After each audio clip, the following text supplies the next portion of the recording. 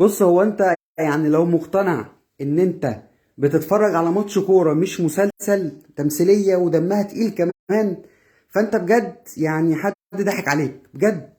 دي مالها حاجة كده، ملهاش علاقة اصلا لا بالكورة ولا يعني بصراحة انا بتتفرج على مش ماتش كورة، انت بتتفرج على تمثيلية دمها تقيل متعادة.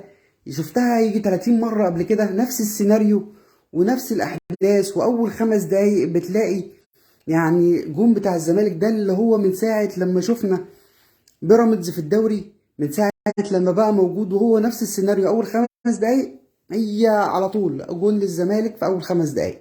ده اللي بيحصل. الجديد بقى والتنويع المرة دي إن أنت يعني في أول 10 دقايق بتلاقي كورة طرد. يعني بصراحة يعني الله لا يبارك لك، يعني حكم المباراة البنا بتحسب كورة أصلا هي أساسا فاول على سيف الجزيري لصالح احمد سامي. عدى الكرة وده الراجل وقف في صف، يعني في طريق احمد سامي، وقفه وعطله ما وصلش للكرة، والراجل وقع في الارض والتاني كمل. تمام، بغض النظر بقى هي فيها تسلل او ما فيهاش، انا مش بتكلم في تسلل اصلا. هو الكرة فاول صريحة جدا على سيف الجزيرة يا جدعان، والله بجد. يعني انت حكم، احسن حكم في مصر، يعني البنا ده احسن حكم موجود في مصر. لما كرة زي دي يعني ما تشوفهاش ان الراجل ليه فاول اصلا قبل ما يكمل في الهجمه، ماشي يا عم عديها، تعدي الكوره وتروح للفار. طب الفار اللي هو موجود ميدو سلامه ده، يعني طب ارجع اقول له يا كابتن تعالى شوف الكوره. يعني الكوره بجد فاول، يعني مش محتاجه يا جدعان، والله حرام انتوا، يعني بجد انتوا يعني ما عندكوش ضمير للدرجه دي. الكوره بتعدي عادي وبتوصل، طبعا الحكم بيحسب طرد على على علي جبر.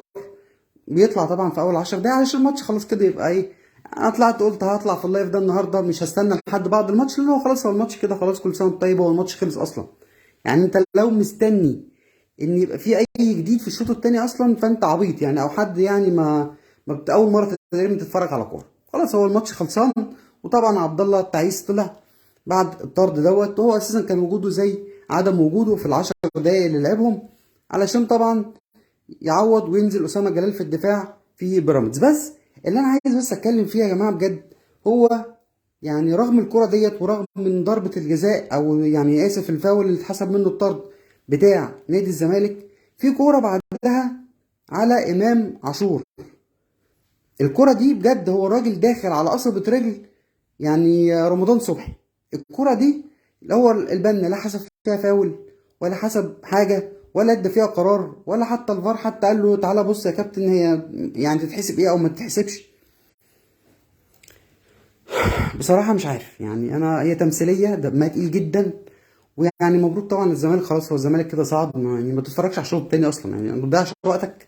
يعني لو وراك اي حاجه مهمه ممكن تعملها، هو خلاص الزمالك كده وصل. ويعني خلاص، يعني الاهلي بقى ان شاء الله بكره هنشوف ماتش سموحه، وباذن الله يعني نشوفك في النهائي بقى يا كابتن سيف الجزيري، والنادي الزمالك اللي هو كسب مكسب من البدايه كده ما يستاهلوش، والماتش خلص. وخلينا نشوف بقى الشوط التاني اللي ممكن يحصل يعني.